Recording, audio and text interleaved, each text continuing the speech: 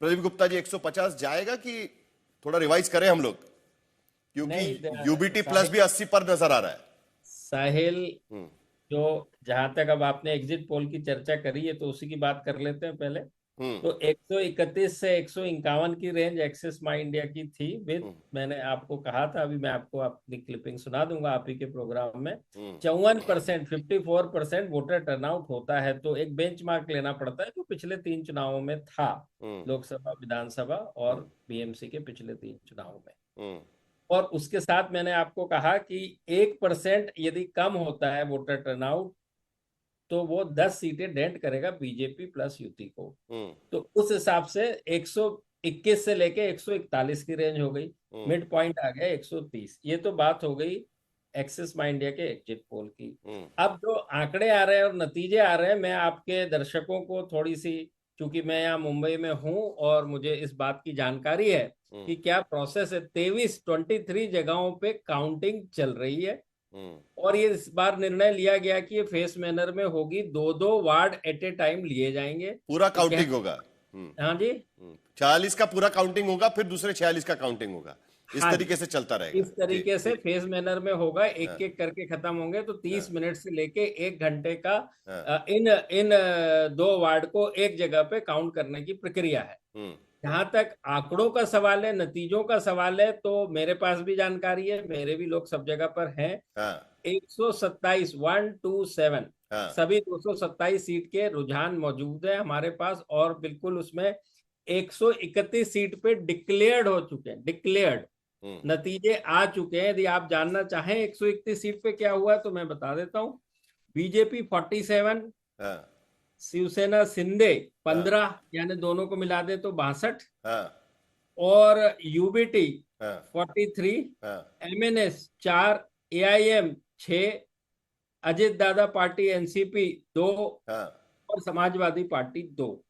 ये जो है पूरा का पूरा आंकड़ा, ये 131 सीटों का है, जो फैसला हो चुका है, जिसका नतीजा आ चुका है, जिसका नतीजा आ चुका है। अब मेरा सवाल आपसे यही है प्रदीप गुप्ता जी, अभी मेरा सवाल आपसे यही है, क्योंकि लगातार इस बात की चर्चा हो रही है, ठाकरे ब्रांड खत्म हो गया, ये वो ऐसा वैसा। पिछली बार 82 सीटें जीती थी। अब आप मुझे एनालिसिस बताइए इस बात का कि क्या हम आज की स्थिति में ये कह सकते हैं कि शिवसेना, यूबीटी और एमएनएस ने साथ में आकर क्या मराठी बहुल इलाकों में अपनी साख बचाई है?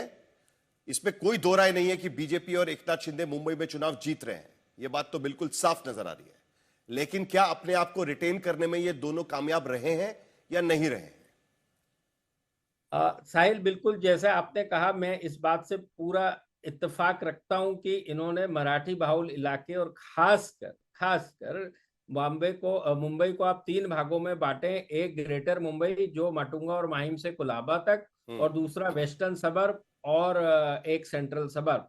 तो इस क्षेत्र में जहां पे कि उनका वर्चस्व होता था, ठाकरे ब्रदर्स की बात कर लें या शिवसेना की बात कर लें, वहां उस ग्रेटर मुंबई में वो अपनी साख बिल्कुल बचा पाए हैं, क्योंकि पिछली बार भी चुनाव में आप देखें तो 84 सीट आई थी।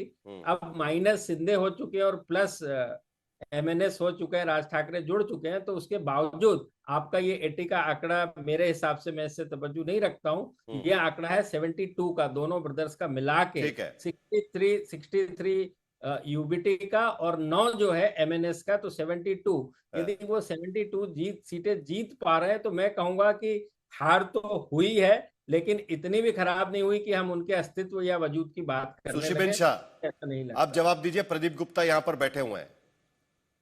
नहीं, हम तो बात करेंगे महायुति की। नहीं, आप अपनी बात करिएगा, महायुति की बात हम लोग कर लेंगे। आप अपने पार्टी के लिए बैठी हुई है, आप अपने पार्टी की बात करिएगा। प्रेम शुक्ला जी भी यहाँ पर है बीजेपी से, उनको हम बीजेपी के बारे में पूछेंगे। चलिए। नहीं मिस्टर जोशी, हम महायुति एकत्र लड़े थे। नहीं सुशीबेन शाह, अगर फिर मैं आपको एग्जांपल्स दूंगा कि कहां पर आप अलग अलग लड़े थे, उसका भी एनालिसिस आपको देना पड़ेगा। संभाजी नगर में बीजेपी ने आपको पीट दिया, संभाजी नगर में बीजेपी ने आपको पीट दिया, बीजेपी आपके खिलाफ लड़ी थी, आपको पीट दिया बुरी तरीके से, आपसे सत्ता छीन ली उन्होंने। नासिक में आपको बाहर ढकेल दिया, वहां पर भी बीजेपी जीत रही है।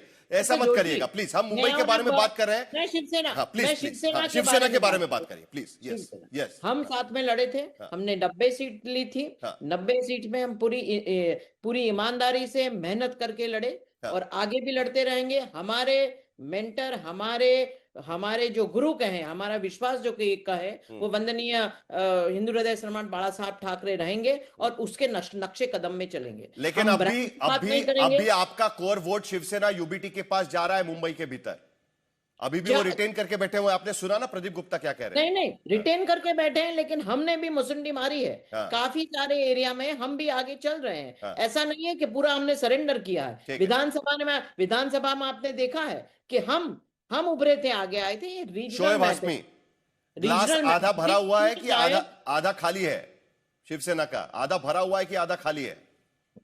जी, अभी तो हमारा गिलास, मुझे उम्मीद है, पूरा भरा हुआ रहेगा। हाँ। जैसे आपने अभी मैडम से पूछा है और कहा है खुद से, उम्मीद पे तो दुनिया हमारी कायम है, पार्टी लेकिन अभी तो ग्लास आधा दिख रहा है, इसीलिए पूछ रहा हूं मैं, भरा हुआ है कि हमारा खाली मेयर है? बैठेगा। साहिल सर, हाँ। जैसे प्रदीप जी ने कहा है, हमने पूरे सीट रिटेन किए हैं। हालांकि हमारे पास से शिंदे गढ़ से बहुत सारे शिवसेना के पुराने लोग निकले हैं, उसके बावजूद हमने इतना अच्छा परफॉर्म किया है। मुझे लगता है कि दिस इज अवर सक्सेस। मुझे नहीं लगता है कि हमारी किसी तरह से कोई हार हुई है। ठाकरे ब्रांड और ज्यादा उभर कर आया है और मुझे उम्मीद है शाम तक जब पूरे नतीजे आएंगे तो इससे ज्यादा अच्छा रिजल्ट देखने में आएगा। चलिए, उम्मीद करेंगे कि अभी तक नतीजे आए नहीं। 131 सीटों के नतीजे 131 सीटों के ही सिर्फ आप आए हैं, जिसमें बीजेपी और Shiv Sena UBT neck to neck है, लेकिन ये इलाके अलग अलग होंगे, उसके नतीजे आएंगे तब बाकी सारी चीजें क्लियर होंगी। लेकिन प्रदीप गुप्ता, जल्दी से एक कमेंट आपसे यह भी लेना चाहूंगा। कांग्रेस 16 सीटों पर नजर आ रही है लीडिंग पोजीशंस में आज की स्थिति में, और शिवसेना यूबीटी 80 सीटों पर लीडिंग पोजीशन में, यूबीटी और एमएनएस। घात किसने किया, कांग्रेस ने या शिवसेना ने? गलती किसने की? देखिए, बीजेपी होशियार पार्टी है। बीजेपी ने समझा कि मुंबई में हम शिवसेना को साथ में लेंगे, सत्ता में भी आएंगे, लेकिन अपोजिशन शायद समझ में नहीं पाया। यही दिख रहा है यहां पर। नहीं, इसमें बिल्कुल ठीक है। ये मैं कहूंगा कि चाहे कांग्रेस हो और चाहे यूबीटी हो या ठाकरे ब्रदर्स हो, इन्होंने एक्सक्लूसिव वाली रणनीति को अपनाया और उसके चलते गए कि एक ने मराठी मानुस का अपना जो है झंडा लहराया और दूसरे ने माइनॉरिटी और दलित का, जो कांग्रेस ने वीवीए के साथ अलायंस किया। लेकिन उसके उलट बीजेपी ने जो है वो इंक्लूसिव, सबका समावेश करना, सबके साथ चलना वाली रणनीति अपनाई और उसके चलते आप ये जीत, बड़ी जीत देख पा रहे हैं। पूरे महाराष्ट्र की भी बात कर लें और बीएमसी की भी बात कर लें। मैं एक ही चीज आपको, चूंकि आप शिवसेना का आकलन कर रहे थे, बड़ी दिलचस्प आंकड़ा मेरे सामने है, क्योंकि आप 80 दिखा रहे हैं, वो 80 है नहीं, 72 है दोनों का कंबाइंड। तो 227 में से 72 देखें तो रफली 31% का स्ट्राइक रेट आया, 32% का। और शिवसेना शिंदे ग्रुप की भी बात कर लें तो उन्होंने 91, एक सीट पे फ्रेंडली फाइट लड़ी है उन्होंने, और 30 सीटें उनकी, हमारे आकलन के मुताबिक 30 सीटें, और बीजेपी की जो है 97 सीटें। तो यूटी की जो आज की डेट में 127 के ऊपर बढ़त नजर आ रही है नतीजे। उस लिहाज से उनका भी स्ट्राइक रेट जो है 32 के आसपास आता है। इतनी बड़ी संख्या में बीजेपी उनके साथ में खड़ी है प्रदीप गुप्ता जी, उसके बारे में भी बात करिएगा। जी बिल्कुल, बीजेपी, मैं ये कह रहा हूं उसकी भी बात करिएगा जरा। बिल्कुल, मैं यही कह रहा हूं, बीजेपी के साथ या बीजेपी के बिना?